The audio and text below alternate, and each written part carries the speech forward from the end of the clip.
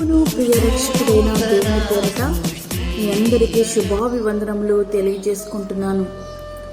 Jesus new creation ministries ద్వారా ఈ రీతిగా ప్రతిరోజు అనుదిన ఆహారమును మీతో పంచుకోవడానికి దేవుడిస్తున్న కృపను బట్టి దేవునికి అనలేని కృతజ్ఞతలు. వాక్య ధ్యానంలోనికి మనం వెళ్దాము. 1 పేతురు 1వ అధ్యాయము 23-24 వచనములు. ఏలయనగా సర్వ శరీరులు గడ్డిని పోలినవారు, వారి అందమంతయు గడ్డి పువ్వు వలె ఉన్నది. గడ్డి ఎండును, దాని పువ్వులు రాలును, అయితే ప్రభు వాక్యము ఎల్లప్పుడూ నిలుచును. యెషయా గ్రంథము 40వ అధ్యాయము 6-8 వచనములు. సర్వ శరీరులు గడ్డి అయ్యున్నారు, వారి అందమంతయు అడవి పువ్వు వలె ఉన్నది. యెహోవా తన శ్వాసము దాని మీద ఊదగా గడ్డి ఎండును, పువ్వు వాడును. నిశ్చయముగా జనులు గడ్డి వంటి వారే, గడ్డి ఎండిపోవును, దాని పువ్వు వాడిపోవును. మన దేవుని వాక్యము నిత్యము నిలుచును. మనిషి జీవితం గడ్డి పువ్వు వంటిది. దాని అందాన్ని వర్ణించడానికి మాటలు చాలవు. సీతకొక చిలుకలు ఆ పువ్వుల మీద వ్రాలుతూ ప్రకృతికి మరింత అందాన్నిస్తాయి. అంత అందమైన గడ్డి పువ్వులు సాయంకాలానికి ఎండిపోయి రాలిపోతాయి. ఉదయం చూచిన పువ్వులు ఇవేనా అంటూ ఆశ్చర్యపోవడం మనమంత అవుతుంది. అంతేకాదు, రాలిన ఆ పుష్పం వీచే గాలికి అడ్రస్ లేకుండా కొట్టుకుపోతుంది. మానవ జీవితము కూడా అంతే. ధనమున్నా, బలమున్నా గాని ఏ క్షణాన వాడిపోతుందో, మరి ఏ క్షణాన రాలిపోతుందో. ఇంతకీ అల్పమైన జీవితం కోసం ఇంతటి పోరాటం అవసరమంటారా?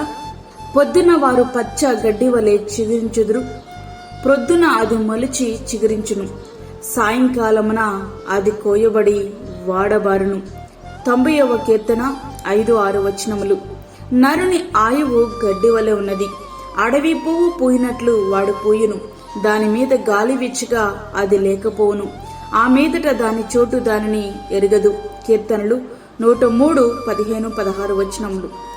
సూర్యుడు ఉదయించి వడగాలి కొట్టి గడ్డిని మార్చివేయగా దాని పువ్వు రాలును, దాని స్వరూప సౌందర్యము నశించును. యాకోబు 1వ అధ్యాయము 11వ వచనం. అయితే దేవుని వాక్యం వాడిపోని విత్తనం. అది హృదయంలో పడి మొలకెత్తితే నూతన జన్మ కలుగుతుంది. ఆయన తాను సృష్టించిన వాటిలో మనము ప్రథమ ఫలముగా ఉండినట్లు సత్యం వాక్య వలన మనలను తన సంకల్ప ప్రకారము కనెను. యాకోబు 1వ అధ్యాయము 18వ వచనం. దేవునికి వేరుగా మనుషులు చేసేదంతా క్షణికమే, అశాశ్వతమే. అయితే దేవుని వాక్యము ద్వారా నూతన జన్మ పొందిన వారు మాత్రం శాశ్వతమైన జీవితాన్ని జీవిస్తారు. ఆకాశమును భూమియు గతించును గాని నా మాటలు ఏ మాత్రమును గతింపవు. మత్తయి సువార్త 24వ అధ్యాయము 35వ వచనం. లోకమును దాని ఆశలు గతించిపోచున్నవి గాని దేవుని చిత్తమును జరిగించువాడు నిరంతరము నిలుచును. 1 యోహాను 2వ అధ్యాయము 17వ వచనం. ప్రియ సహోదరుడా, వాక్యమంటినటువంటి ప్రియ దేవుని బిడ్డ, 3 నాళ్ల ముచ్చట కోసం నీవు పడే తపనను వీడి శాశ్వత జీవం కొరకు నీవు ప్రభువు చెంత చేరాలి. నీవంటావు, నాకు బలగముంది, జీవించాల్సిన జీవితం ఎంతో ఉంది. కానీ నీవు అనుకున్నట్లు అన్ని జరిగితే అది జీవితమే కాదు. ఒకవేళ నీవు అనుకున్నట్లే అన్ని జరిగినా నీ ప్రాణం మాత్రం నీ చేతుల్లో లేదు. దానిని నీ స్వాధీనంలోకి నీవు తెచ్చుకోలేవు. పాప్ స్టార్ మైకేల్ జాక్సన్ 150 సంవత్సరములు జీవించాలని 12 మంది వైద్యుల పర్యవేక్షణలో తాను తీసుకోవలసిన జాగ్రత్తలన్నీ తీసుకున్నాడు. చివరకు సగటు మనిషి జీవిత కాలాన్ని కూడా అందుకోలేకపోయి 51వ సంవత్సరాలకే తన జీవితాన్ని ముగించాడు. ప్రపంచాన్ని జయించిన అలెగ్జాండర్ ది గ్రేట్ 33 సంవత్సరాలకే జీవితాన్ని ముగించాడు. తన మరణాన్ని వైద్యులు సహితం ఆపలేకపోయారనే విషయం ప్రపంచానికి తెలియచెప్పడం కోసం తను మరణించిన తరువాత తన శవపేటికను వైద్యులే మోయాలని చెప్పాడు. అయితే కనుమూయక ముందే నీకొక విషయం అర్థం కావాలి. నీవు జీవించే జీవితం అశాశ్వతమైనదని, నీ మరణము తర్వాత శాశ్వతమైన జీవం ఉన్నదని, శరీరముతో నీవు జీవించినప్పుడు నీవు చేసిన క్రియలే నీవు నిత్య మరణములోనైనా నిత్య జీవములైనా ఉండాలనే విషయాన్ని నిర్ణయిస్తాయనే విషయం మీకు స్పష్టంగా తెలియాలి. నిత్య జీవం, నిత్య మరణం ఉన్నాయని ఎవరు చూశారంటూ వాదించే ప్రయత్నం నువ్వు చేయొద్దు. నీవు పుట్టక ముందే భూమి అంటూ ఒకటి ఉందని నీకు తెలియదు కదా, పుట్టాకే నీకు తెలిసింది. అట్లనే నిత్య జీవం, నిత్య మరణం ఉన్నాయని ఇప్పుడు నీకు తెలియకపోవచ్చు. మరణించాక మాత్రం నీకు తప్పక తెలుస్తుంది.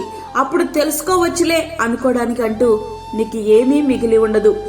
అప్పుడు తెలుసుకున్నా నీకేమీ ప్రయోజనం లేదు. అందుకే ఇప్పుడే నీకు తెలియాలి. అంతేకాదు, సాటి మనిషిని ప్రేమించలేని నీవు నిత్య జీవానికి అనర్హుడు అనే విషయం కూడా నీకు స్పష్టంగా తెలియాలి. చివరిగా, నిత్య జీవానికి చేరని జీవితానికి సార్థకత లేదనే విషయం నీకు గ్రహింపులోకి రావాలి. కత్తి పట్టిన వాడు దానికే బలి కావాల్సి వస్తుంది. కాబట్టి నీవు చేసినదే నీ నెత్తి మీదకి వస్తుంది. ఇప్పటి వరకు 3 నాళ్ల ముచ్చట కొరకు నీవు పడే తపనను వీడి శాశ్వత జీవం కొరకు ప్రభు చెంత చేరు. ఆ రీతిగా మన జీవితాలు మనం సిద్ధపరచుకుందాం. అట్టి కృప ధన్యత ప్రభు మనకి అనుగ్రహించునుగాక. ఆమేన్. ప్రార్థించుకుందాం. పరిశుద్ధమైన తండ్రి, ప్రేమగల యేసు ప్రభువా, శ్రేష్టమైన మరి యొక్క దినం మా జీవితంలో మీరు అనుగ్రహించారు. నీకు వందనాలు. ఈ దినమంతటి కొరకు మీరు మమ్మల్ని సిద్ధపరచండి ప్రభువా. ప్రతి విధమైన శోధన, కీడు, ప్రమాదము, తెగుల నుండి మీరు మమ్మల్ని కాపాడండి. దీని అవసరతలు, దీని అక్కరలు మీరు తీర్చండి ప్రభువా. బయటికి వెళ్తున్నప్పుడు, వస్తున్నప్పుడు నీ కాపుదల మాకు దయచేయండి. అదే విధంగా చంటి బిడ్డలను, గర్భిణీ స్త్రీలను, వృద్ధులను మీరు జ్ఞాపకం చేసుకునండి ప్రభువా. వారికి తగు భద్రతను మీరు దయచేయండి. అదే విధంగా ఈ కరోనా టైంలో ప్రభు అనేక బాధల చేత ఇబ్బంది పడుచున్న నీ బిడ్డలకు ఆశ్రయముగా మీరుండండి నాయన. అనేక వ్యాధుల చేత బాధపడుచున్న నీ బిడ్డల మీద నీ గాయపడిన హస్తమును వేయండి ప్రభువా.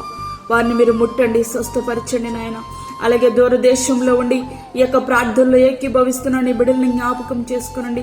వారిని కూడా నీ యొక్క ఆత్మ చేత అభిషేకించి బలపరిచి ప్రభు వారికి కావలసిన నీ కృపని సమృద్ధిగా మీరు అనుగ్రహించండి తండ్రి. నీ రాకడి కొరకు మేము సిద్ధపడడానికి నీ కృప దయచేయండి. ఈ లోక మాలిన్యము మాకు అంటకుండా మమ్మల్ని మేము కాపాడుకుంటూ నీ రాజ్యం వైపు చూసే కృప మా అందరికీ మీరు సమృద్ధిగా అనుగ్రహించమని, మాకు కాదు యెహోవా, మాకు కాదు, సమస్త మహిమ ప్రభావం మీకు ఆరోపించుకుంటూ యేసు పరిశుద్ధ నామమున అడిగి వేడుకుంటున్నాము తండ్రి. ఆమేన్. ఈ యొక్క వర్తమానంలో మీ బంధువులకు, మీ స్నేహితులకు షేర్ చేయండి. దేవుని పనిలో మీరు కూడా పాలిభాగస్తులు కండి. అదే విధంగా మీ ప్రార్థన అవసరతలు మాకు తెలియచేయండి.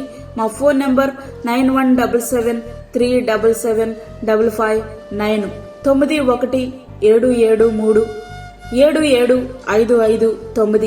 దేవుడు మిమ్మును మీ కుటుంబమును దీవించునుగాక. ఆమేన్. దేవుని సేవలో మీ సహోదరి అన్నామణి సాల్మన్. ఫ్రెండ్స్, మరిన్ని వీడియోస్ కొరకు మా ఛానల్ని సబ్స్క్రైబ్ చేయండి, షేర్ చేయండి, లైక్ చేయండి. దేవుడు మిమ్మల్ని దీవించునుగాక. ఆమేన్.